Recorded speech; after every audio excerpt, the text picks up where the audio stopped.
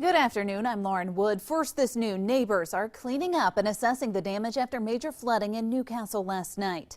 The Big Run Creek off of Pennsylvania Avenue burst its banks, causing a hill to collapse and flood the area. That flooding was so bad it impacted people in homes a mile away.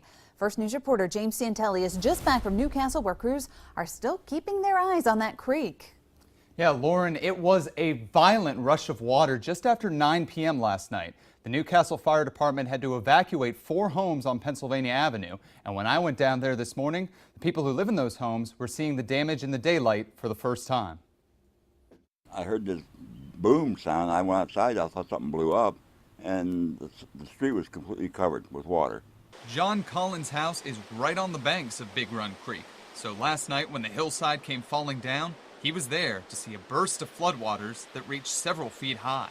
It blew the garage door open, the side garage door open. It was locked, and it knocked it open. So, yeah, it's pretty amazing what water can do.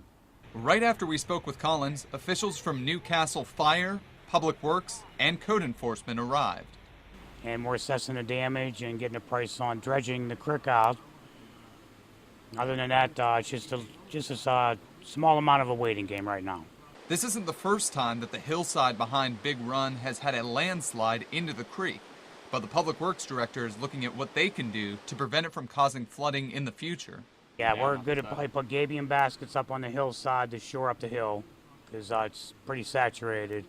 And this happened about 10 years ago. There was about 47 trees that came down, but it didn't flood anything, but I feel bad for the residents.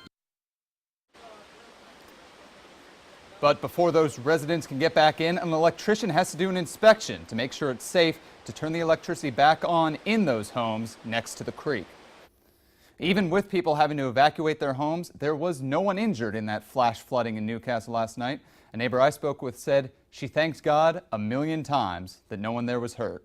Live in the studio, James Santelli, WKBN 27 First News.